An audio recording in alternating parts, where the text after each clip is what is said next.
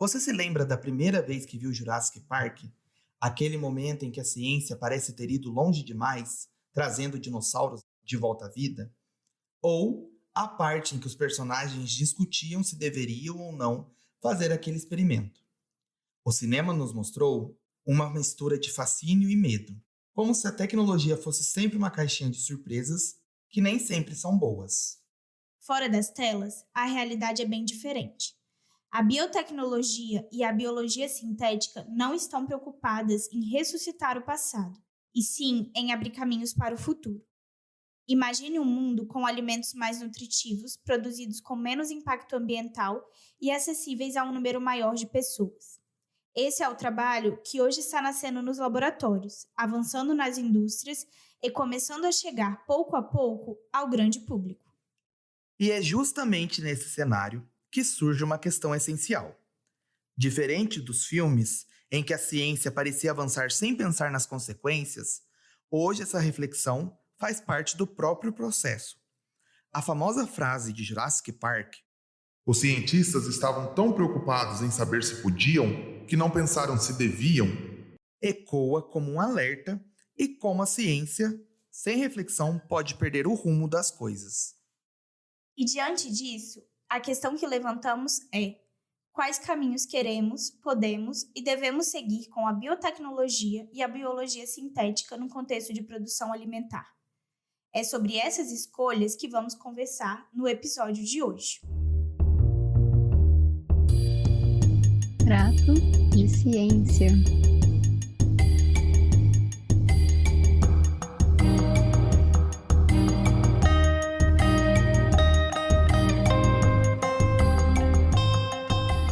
Olá, ouvintes do Prato de Ciência. Eu sou o Leandro. E eu sou a Amanda Imperial. E hoje nós vamos discutir sobre biotecnologia e biologia sintética, dois campos que estão transformando não só a forma como produzimos alimentos, mas também a maneira como pensamos o futuro da alimentação. Antes de mergulharmos nas histórias e nos debates de hoje, vale explicar para você que está nos ouvindo o que chamamos de biotecnologia e biologia sintética. A biotecnologia é o uso de organismos vivos e de suas partes para criar produtos ou processos que trazem benefícios para a sociedade.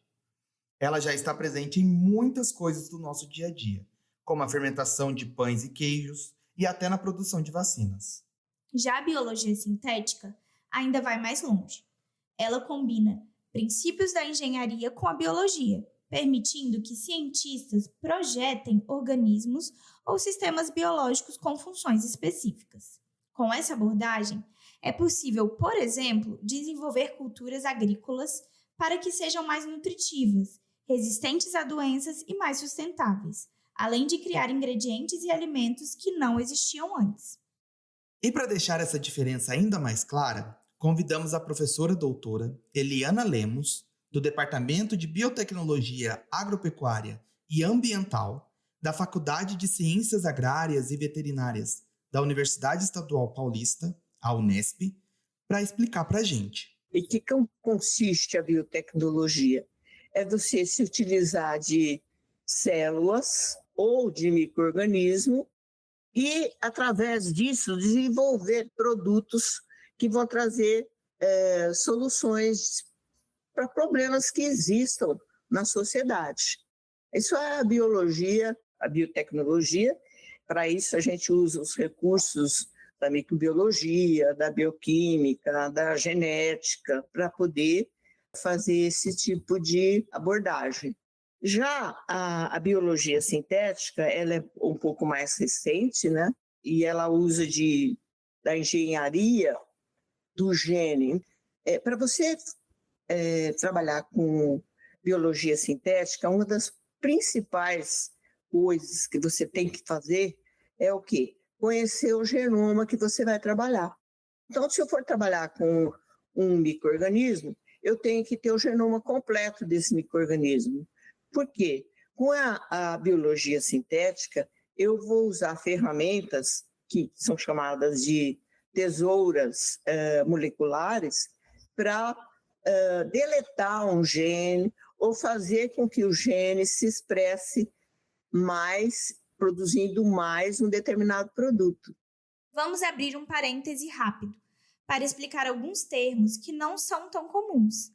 Em resumo, o gene é como uma instrução no nosso código genético. O DNA, enquanto genoma, é o conjunto de todas essas instruções. E para que tudo isso serve? Conhecer os genes e o genoma de um organismo é o que permite aos cientistas entender como ele funciona e, a partir daí, fazer ajustes. Para isso, eles usam as chamadas tesouras moleculares, que são ferramentas que permitem editar essas instruções do DNA. Com elas, por exemplo, é possível aumentar a produção de uma proteína importante que pode trazer benefícios diretos para a saúde e para a alimentação. E tudo isso só é possível por causa da evolução das ferramentas e equipamentos científicos que estamos acompanhando nos últimos anos. No passado, os cientistas dependiam de microscópios básicos para observar células e tecidos, enquanto hoje podemos sequenciar genomas inteiros em poucas horas. Ferramentas modernas de edição genética permitem manipular o DNA com uma precisão que parecia impossível há algumas décadas. A professora nos conta como foi acompanhar esse avanço da ciência durante seus estudos em biotecnologia. Houve uma evolução na produção de equipamentos com alta performance para conhecer os genomas. Nós participamos do projeto Genoma Xilela em 1998, terminamos em 2000. Tinha 34 laboratórios com centenas de pesquisadores funcionando, trabalhando dia e noite praticamente, e demoramos 2 anos para conhecer o genoma de uma bactéria que era considerada um genoma pequeno. Hoje, nós temos equipamentos que fazem o sequenciamento completo, por exemplo, de 96 bactérias de uma vez, ou de uma bactéria em 4 horas. Então, você tem o genoma completo. Você tendo o genoma completo, você tem a ferramenta ideal para trabalhar com biologia sintética.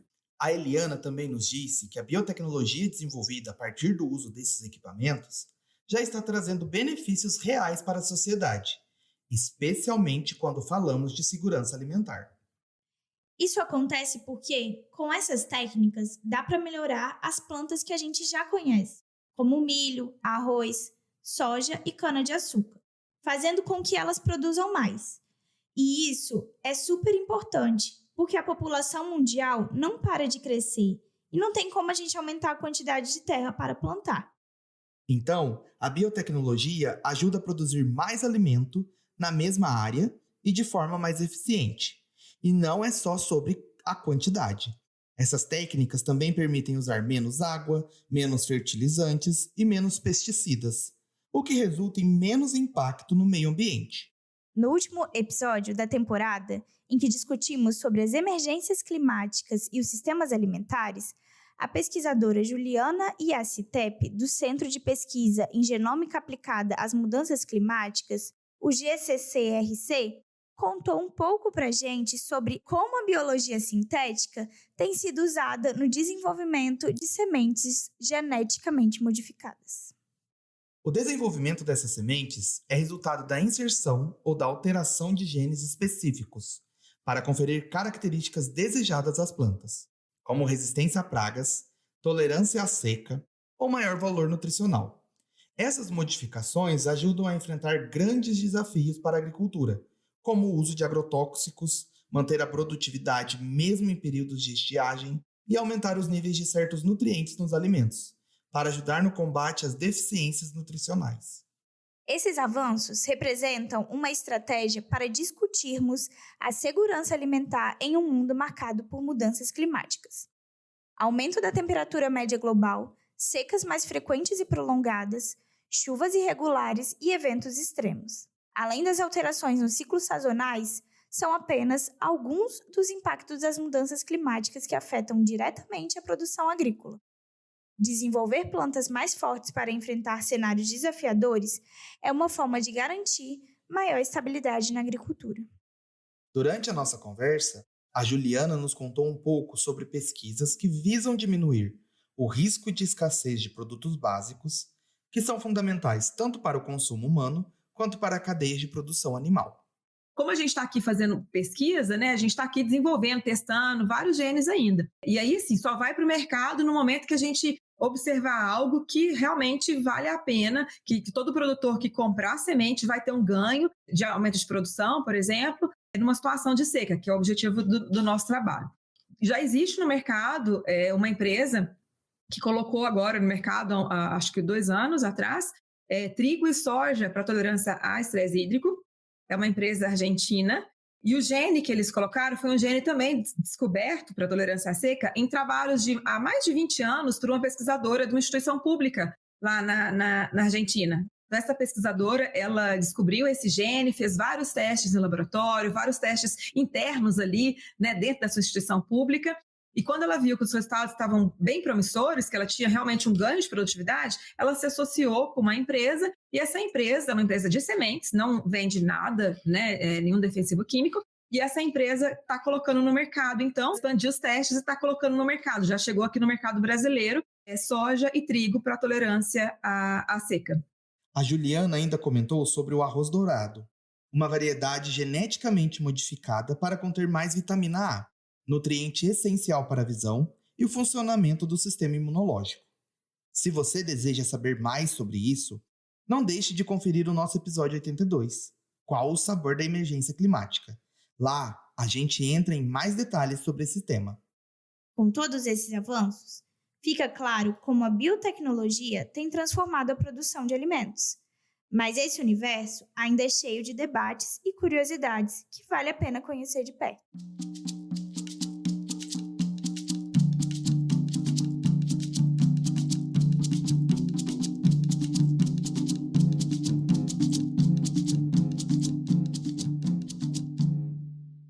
Se você acompanha o mundo dos alimentos, já deve ter ouvido muita gente falando sobre produtos feitos com biotecnologia e biologia sintética.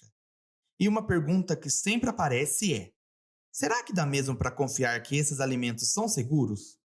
Mas pode ficar tranquilo e tranquila, que vender comida no Brasil não é tão simples assim. Antes de chegar às prateleiras, um produto precisa passar por várias etapas de aprovação. Olha só o que a professora conta sobre como isso funciona.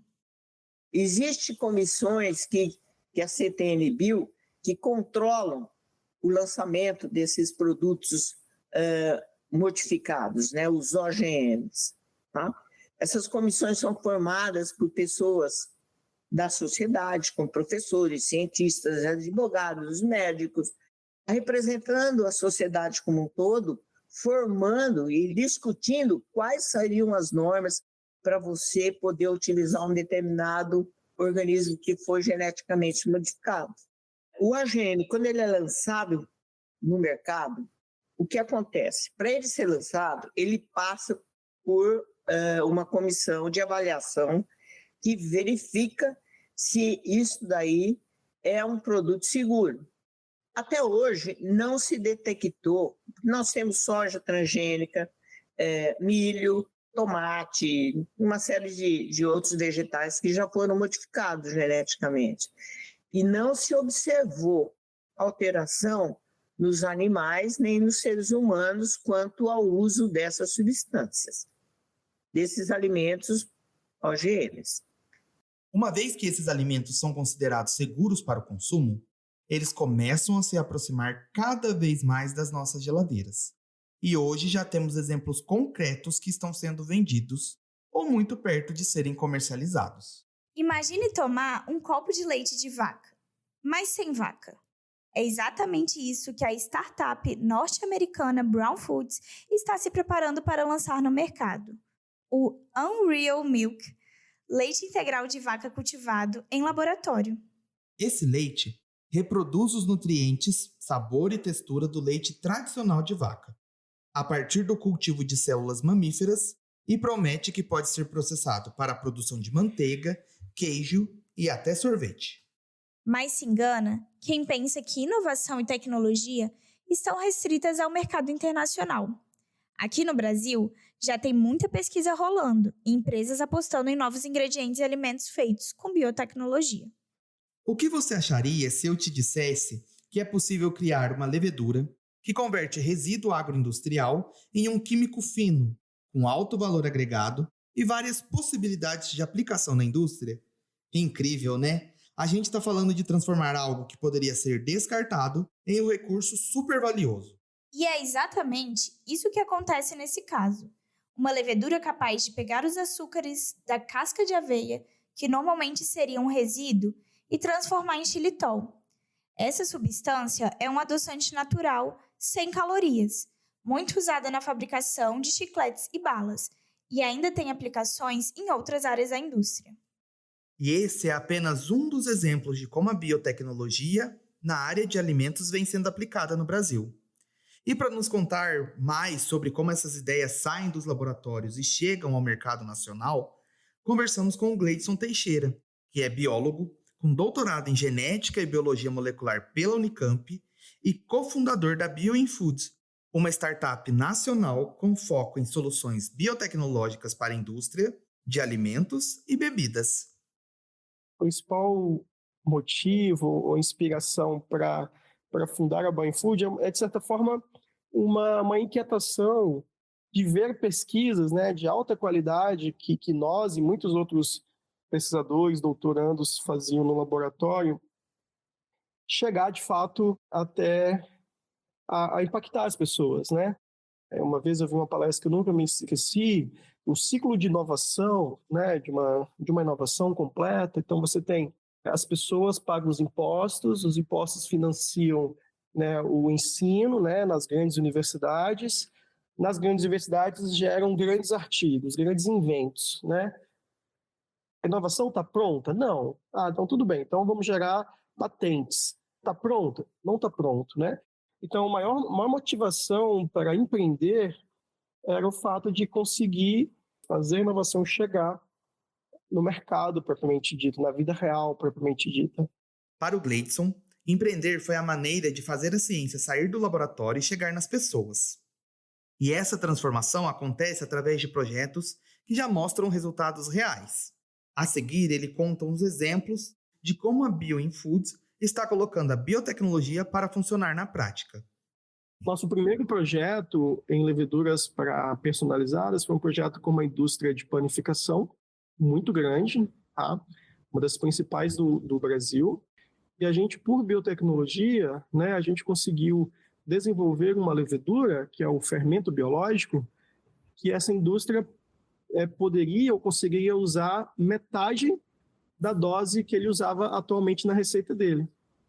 Isso significa o seguinte, economizar metade do custo anual com leveduras, que é super importante, né? Leveduras depois da farinha, em algumas receitas, leveduras é o segundo principal ingrediente, em volume, em custo. Isso para o nosso parceiro, o cliente, né? Gera mais eficiência, então gera mais competitividade, gera mais empregos e é um ciclo que se mantém. A gente tem outros exemplos legais, por exemplo, numa indústria de leveduras, a indústria ela tinha um problema, ela tem um problema que é real, que é o custo da matéria-prima, e tem ficado cada vez mais caro e com outro problema, com a qualidade cada vez pior. Então a gente desenvolveu para essa indústria uma levedura que ela é mais robusta, que ela tolera mais matérias-primas de pior qualidade. E como resultado, hoje essa empresa ela consegue produzir o mesmo produto, porém usando pelo menos 10% menos matéria-prima. Olha que fantástico. Isso pode ter duas interpretações, que ele produz a mesma quantidade com 10% menos matéria-prima, ou seja, 10% menos de custo, ou ele acabou de ganhar 10% mais capacidade sem ter que investir em equipamento. Se eu uso a mesma quantidade de matéria-prima, eu consigo produzir 10% a mais no meu produto. Isso tem um valor, cara, incrível quando você vai para a escala. Mesmo com toda a inovação que a biotecnologia traz para a indústria, não basta apenas impressionar as empresas. É essencial conquistar também a confiança do público. Afinal, para que esses alimentos cheguem de fato às nossas mesas, os consumidores precisam enxergar valor, segurança e benefícios reais nessas tecnologias. Então, a comunicação ela tem que ser clara o suficiente para deixar as pessoas seguras e informadas de que o fato de ser geneticamente modificado ou de ter usado ferramentas de biologia sintética não quer dizer que não seja seguro. Então, esse é um desafio importante que a gente tem, né? A gente tem sempre que tomar muito cuidado quando comentar sobre esses tipos de produtos, especialmente na área food, para não gerar uma certa recusa por um desconhecimento, né? Então, a gente comunica de uma forma mais simplificada, explicando que existem diferentes rotas. O que a gente tem como prática no desenvolvimento dos nossos projetos é que a gente toma as decisões sobre rotas de uso de biotecnologia e biologia sintética junto com os nossos clientes. Então, eles sabem desde o início qual rota a gente está assumindo e quais são os prós e contras de todas essas rotas. E além da transparência das empresas, é imprescindível seguir as regras. No mundo da biologia sintética com alimentos, como nos projetos com levedura, o órgão que cuida disso é a CTN Bio, a famosa Comissão Nacional de Biossegurança do Brasil. Eles têm algo chamado de avaliação de risco simplificada. Mas simplificada não quer dizer que passa batido, viu? É só que eles separaram o que envolve transgênicos do que não envolve, tornando o processo mais rápido para certas modificações.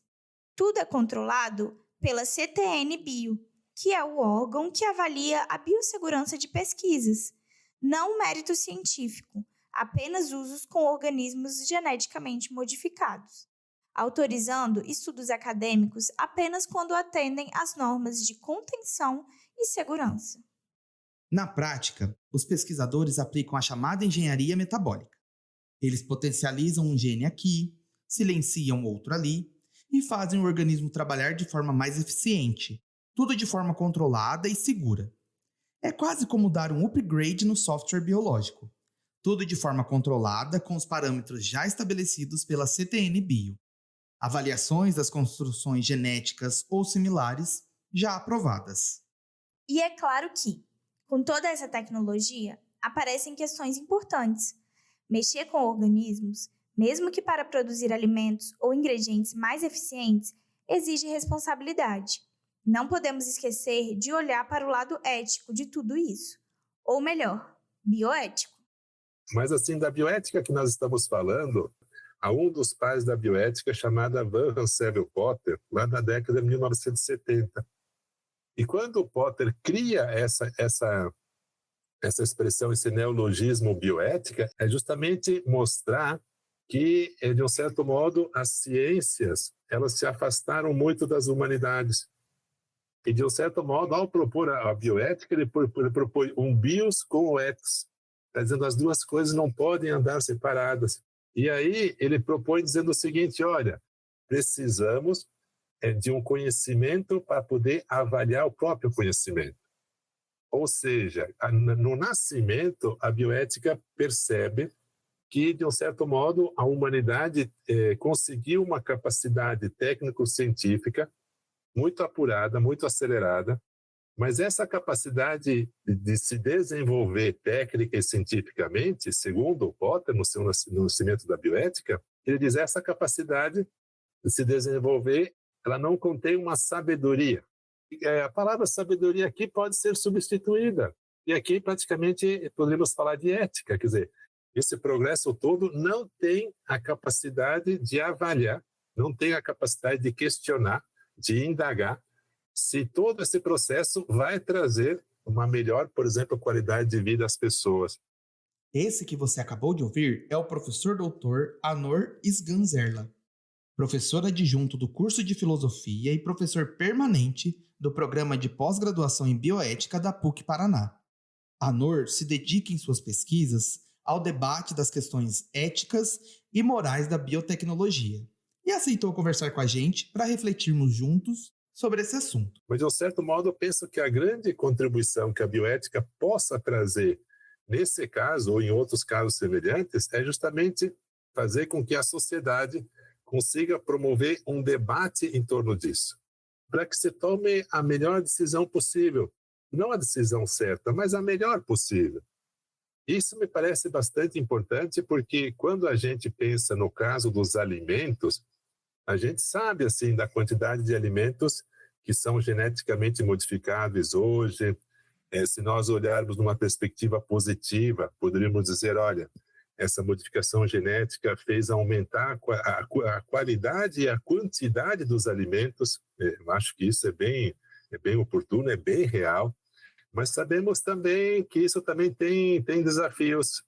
Nós sabemos hoje, por exemplo, que quando se modifica a genética de alguns alimentos, por exemplo, certos insetos, um ecossistema que já estava presente naquele ambiente, ele já não consegue mais se manter. Há um desgaste daquele ecossistema. E isso empobrece a própria natureza como um todo. O professor traz um ponto super importante sobre a bioética. Ela não dita o que é certo ou errado, mas nos ajuda a refletir e tomar as melhores decisões possíveis. No caso dos alimentos, isso significa tentar equilibrar os benefícios do avanço tecnológico, com os impactos trazidos por ele. A bioética é a lupa crítica sobre o que a ciência faz. Ela aponta que um avanço científico, por mais promissor que seja, pode trazer riscos ou consequências indesejadas. Além disso, ela também propõe debates e soluções para que a ciência possa avançar de forma responsável. A biotecnologia abre portas para um território novo. De um lado, temos possibilidades incríveis, e de outro, temos a incerteza. É nesse equilíbrio entre a promessa e risco que a bioética entra em cena, garantindo que a inovação caminhe junto com o cuidado. O Marcelo de Araújo ele usa uma expressão que é bem interessante. Ele diz todo esse processo de interferência humana sobre a natureza, o que ele tem de revolucionário, ele tem de perturbador. E as duas coisas juntas. Quer dizer, ninguém está dizendo que tudo isso é somente uma coisa ruim. Ninguém está dizendo isso. Mas o que tem de revolucionário, o que tem de esperança, o que tem de promessa, ao mesmo tempo contém os perigos, contém as ameaças. E é justamente nesse sentido que dá a importância da bioética e da ética. Por quê? Porque se de antemão nós tivéssemos clareza que tudo isso é benéfico, que tudo isso, de um certo modo, vai elevar a humanidade a um outro grau, não tem questão ética nisso.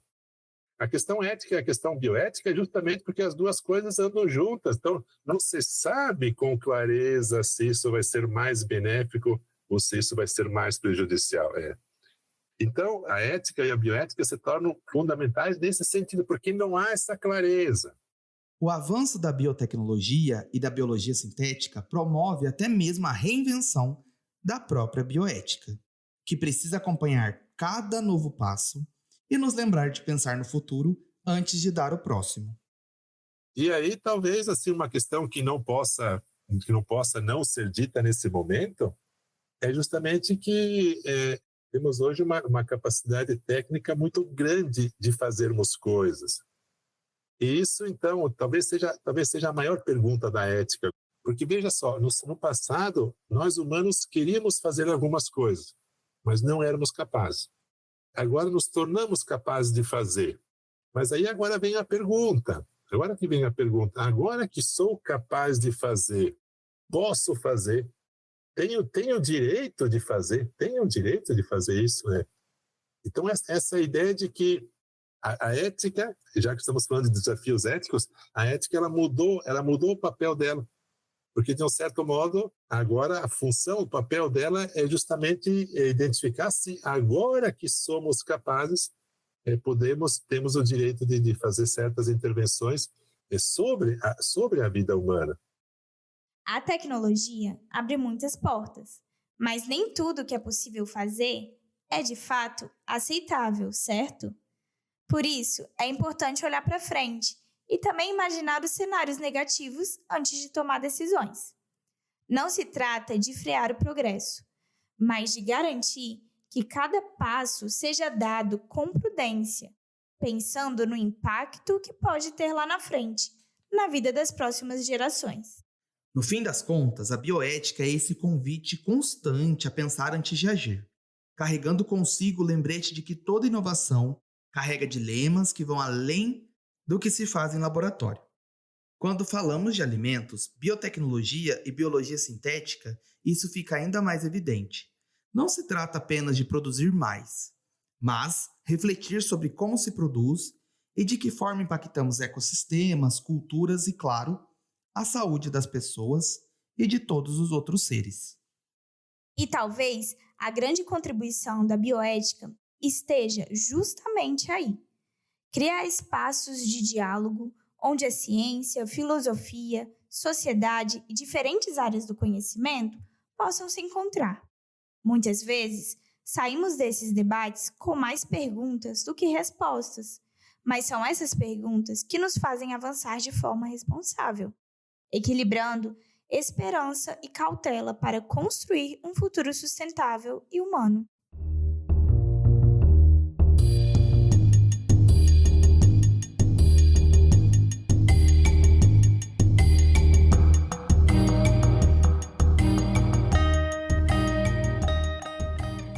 Esperamos que você tenha gostado do episódio e que tenha se divertido explorando as possibilidades e os dilemas da biotecnologia e da biologia sintética. A sensação que fica agora é a de que terminamos um bom filme de ficção científica, cheio de descobertas fascinantes, reviravoltas e, claro, aquele frio na barriga de imaginar o que poderia acontecer se apertamos o botão errado. No próximo episódio, vamos trocar o laboratório pela cozinha e falar de hábitos alimentares. Como nossas escolhas diárias se conectam com a ciência, a cultura e a tecnologia. Preparem-se, porque vamos descobrir como tudo isso cabe dentro do nosso prato. Não perca o próximo episódio do Prato de Ciência.